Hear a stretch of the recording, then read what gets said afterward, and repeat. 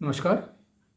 इससे पहले मैं आपको महाराणा सांगा की प्रारंभिक कठिनाइयों के बारे में जानकारी दे चुका हूँ।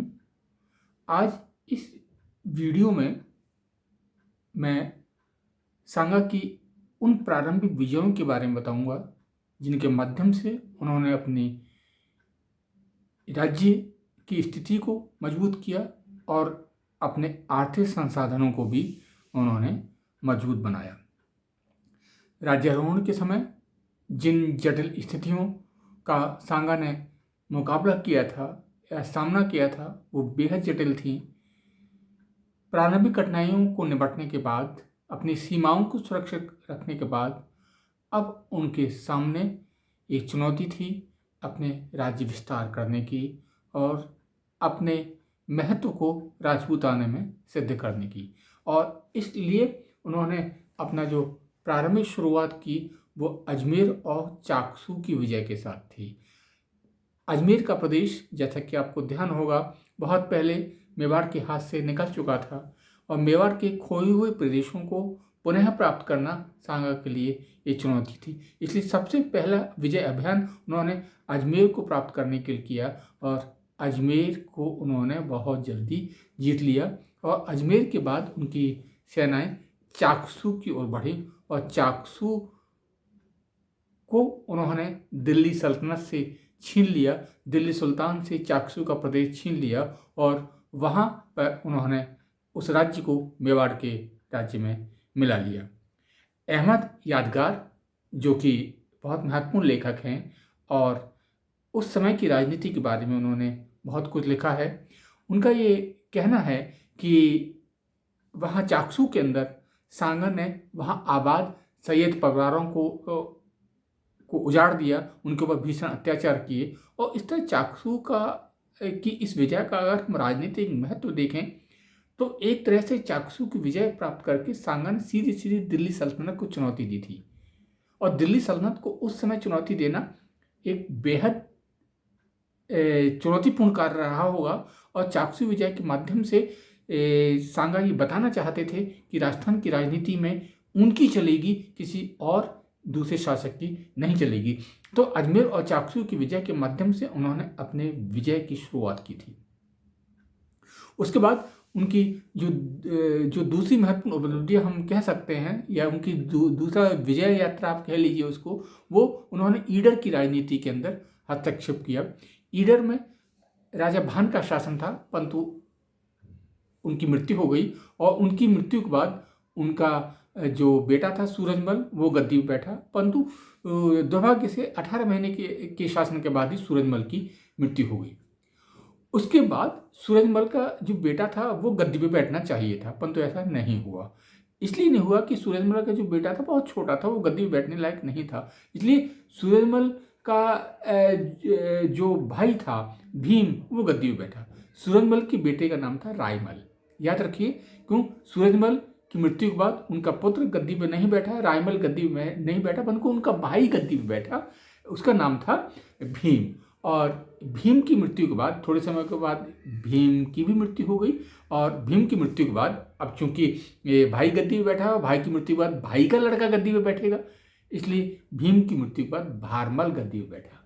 अब यहाँ पर जब भीम की मृत्यु के बाद भारमल गद्दी पे बैठा तो अब तक जो सूरजमल का बेटा था, जो कम उम्र के कारण गद्दी पर नहीं बैठ पाया था, वो भी बड़ा हो गया था, रायमल। उसने गद्दी का असली वारिस अपने को बताया, यानी कि रायमल जो सूरजमल का बेटा था उसका ये कहना था कि वास्तविक गद्दी का अधिकारी वो है और भीम का जो बेटा है भारमल वो गद्दी का उत्तराधिकारी नहीं है। इस तरह रायमल और भारमल में गद्दी के लिए एक संघर्ष प्रारंभ हो गया। गद्दी का वास्तविक अधिकारी कौन है? रायमल है जो कि सूरजमल का बेटा है, या फिर भीम का बेटा भारमल है। दोनों अपनी अपनी जगह सही थे, परंतु इस झगड़े के अंदर ईडर कमजोर हुआ और रायमल को जब गद्दी नहीं मिली, जब भारमल ने उसके उत्तराधिकार को नहीं माना, तो रायमल ने मेवाड़ के महाराणा सांगा से मदद मांगी और सांगा ने अपनी सेना ईडर भेजी, ईडर की राजनीति में हस्तक्षेप किया और भारमल यानी कि भीम के बेटे भारमल को जो गद्दी पर बैठे हुए थे उनको गद्दी से हटा के रायमल को गद्दी पर बैठा दिया। अब भारमल से गद्दी छिन गई। अब तत्कालीन राजनीति में एक अजीब सी बात दिखती है, जो भी शासक कमजोर होता था वो अब गद्दी को दोबारा प्राप्त करने के लिए गुजरात और मालवा के जो मुस्लिम शासक थे उनकी शरण में चला जाता था। भारमल ने भी ऐसा किया। भारमल ने अपनी गद्दी को पुनः प्राप्त करने के लिए गुजरात के शासक से मदद मांगी और गुजरात के शासक ने इमाम उल मुल्क की मदद से वो गद्दी दोबारा भारमल को दिलवा दी। और अब रायमल की सहायता के लिए दोबारा सांगा नहीं आ पाए थे और सांगा की मदद न मिलने के कारण रायमल से ईडर की गद्दी चली गई। रायमल पहाड़ियों में चले गए, वहाँ वो छापामार युद्ध के द्वारा अपनी गद्दी को पुनः प्राप्त करने की कोशिश करते हैं, परंतु इस संघर्ष में, दोनों भाइयों के संघर्ष में ईडर कमजोर हुआ। सांगा निश्चित रूप से वहाँ की राजनीति में हस्तक्षेप करके मेवाड़ के प्रभुत्व को स्थापित करने की कोशिश की थी, परंतु जो गुजरात का हस्तक्षेप था उसके कारण ईडर की राजनीति में दोबारा गुजरात का प्रभुत्व स्थापित हुआ और गुजरात की मदद से दोबारा वहाँ पर जो भारमल था वो दोबारा गद्दी में बैठ गया था। इसके बाद हम एक और महत्वपूर्ण समस्या की ओर आपको ले चलते हैं, वो है मालवा की समस्या। मैंने आपको ये बताया था कि मालवा में महमूद खिलजी गद्दी पे बैठा था और महमूद को गद्दी पे बैठाने का पूरा श्रेय हिंदू सामंत मेदिनी राय को जाता है।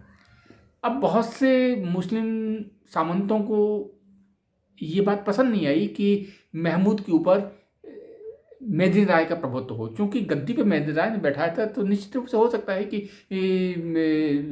महमूद मेदिनी राय के प्रभाव में हो या मेदिनी राय बहुत शक्तिशाली हो मालवा में। तो धीरे धीरे एक अफवाह फैली कि मेदिनी राय वहाँ के सामंतों को, महमूद को मारना चाहता है।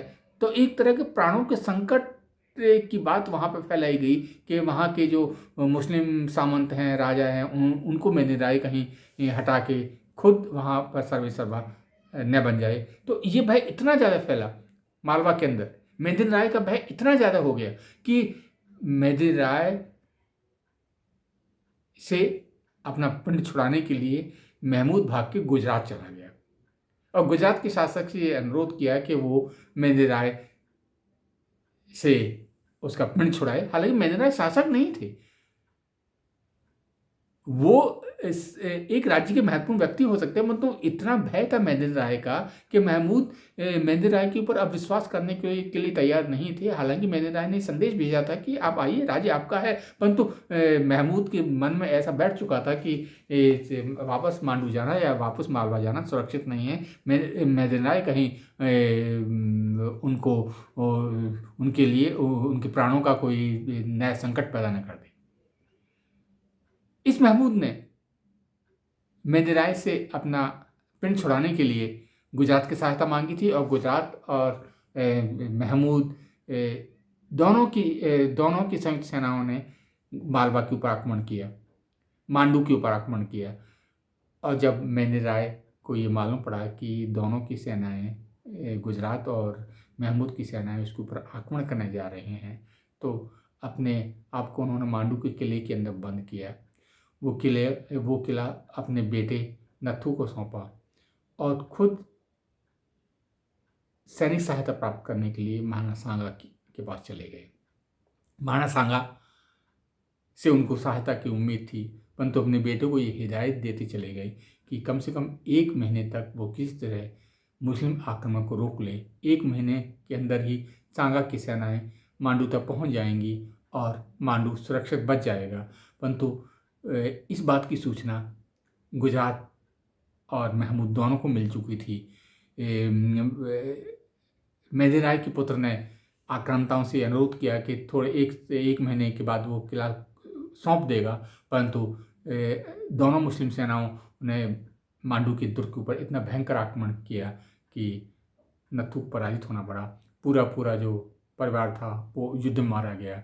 जो सेनाएं थीं वो खत्म हो गई। वो मांडू के दुर्ग के ऊपर दोबारा महमूद खिलजी का अधिकार हो गया। मालवा के ऊपर दोबारा महमूद खिलजी का अधिकार हो गया।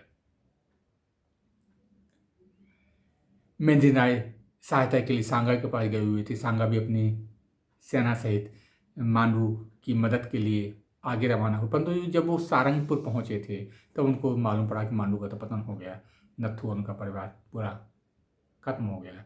तो आगे बढ़ने का सांगा ने प्रयास नहीं किया। उन्होंने मालवा के आसपास के प्रदेशों को जीतने की उन्होंने कोशिश की और इस प्रयास में उन्होंने गागौन का प्रदेश जीत लिया और गागौन का प्रदेश जीतकर उन्होंने गागौन का प्रदेश मालवा से छीन के उन्होंने मेहदी राय को सौंप दिया।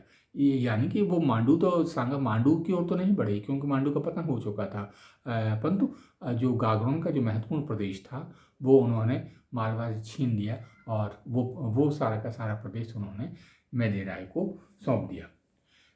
जैसे ही सांगा गागरों को जीत के वापस लौटे वैसे ही जो महमूद था मालवा का शासक, उसको ये लगा कि मेहदी राय अपने पुत्र की हत्या का बदला जरूर लेंगे और जैसे ही अवसर मिलेगा वो मांडू के ऊपर आक्रमण करेंगे।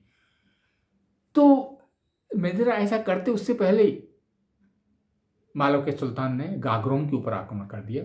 जैसे आपको याद होगा, अभी मैंने बताया था कि गागरोन के ऊपर मेहदी राय का कब्जा था। गागरोन का दुर्ग सांगा ने मालवा से छीन के मेहदी राय को सौंप दिया था और गागरोन के ऊपर जब महमूद ने आक्रमण किया तो तुरंत सांगा को भी सूचना मिल गई कि गागरोन के ऊपर महमूद का आक्रमण हुआ है। सांगा दोबारा लौटे, मेहदी राय की मदद के लिए वो दोबारा आए, गागरोन पहुंचे और गागरोन में उन्होंने महमूद को बुरी तरह पराजित किया। कहते हैं ये पराजय इतनी भयंकर थी कि महमूद को उन्होंने गिरफ्तार किया। घायल था महमूद, उसका इलाज कराया और 6 महीने तक ये महमूद सांगा की कैद में रहा था। 6 महीने बाद महमूद खिलजी को सांगा ने रिहा कर दिया।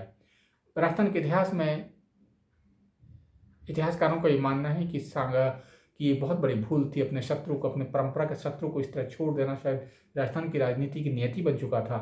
ऐसा नहीं करना चाहिए था। एक शक्तिशाली शत्रु जो बहुत लंबे संघर्ष के बाद उनके हाथ आया था, उसको इस तरह छोड़ देना कहीं की बुद्धिमत्ता नहीं थी, परंतु भारतीय शासकों की आदत में था कि वो पराजित शत्रु को कभी उन्हीं जैसा बर्ताव वो नहीं करते थे। यानी कि शत्रु जैसा बर्ताव भारतीय राजाओं के साथ करता था, वैसा बर्ताव भारतीय राजा पराजित शत्रु के साथ अधिकांशतः नहीं कर पाते थे। सांगा ने भी वही किया। गिरफ्तार करने के बाद भी वो मालवा के सुल्तान को उसके ही तरीके से दंड नहीं दे पाए। कुछ समय बाद उसको रिहा कर दिया गया और ये इनकी एक बहुत बड़ी भूल थी। तो आज मैंने सांगा की कुछ महत्वपूर्ण उपलब्धियों के बारे में बताया है, उनकी महत्वपूर्ण विजयों के बारे में बताया है। मैंने आपको अजमेर और चाकसू विजय के बारे में बताया है। मैंने आपको सांगा में जो ईडर राज्य के अंदर हस्तक्षेप किया था, हालांकि उसमें आगे जाके गुजरात भी आ गया था, परंतु ईडर राज्य में हस्तक्षेप के माध्यम से उन्होंने राजस्थान की राजनीति को एक और दिल्ली की राजनीति को एक महत्वपूर्ण मैसेज दिया था। उसके बाद मैंने आपको सांगा का मालवा में हस्तक्षेप बताया था। मालवा के सामंत, मालवा के महत्वपूर्ण पदाधिकारी मेहदी राय की मदद के लिए वो आए थे। हालांकि वो मांडू को नहीं बचा पाए थे, परंतु उसके स्थान पर उन्होंने गागरोन का दुर्ग मालवा से छीना था और गागरोन के उस युद्ध में, गागरोन की विजय के बाद जब दोबारा सुल्तान का आक्रमण गागरोन लेने के लिए होता है तो गागरोन की रक्षा के लिए सांगा दोबारा गागरोन पहुंचे थे और तत्कालीन जो सुल्तान था उसको उन्होंने बुरी तरह पराजित किया था और उसको गिरफ्तार किया था। आगे आने वाली वीडियो में कुंभा की और विजय, विशेष रूप से गुजरात के साथ उनके रिश्ते और दिल्ली के साथ उनके रिश्ते मैं आपको बताऊंगा और उसके बाद हम बात करेंगे बहुचर्चित उस खानवा के युद्ध की जो भारतीय इतिहास का भयंकरतम युद्ध था, विनाशकारी युद्ध था। वीडियो देखते रहिए। धन्यवाद।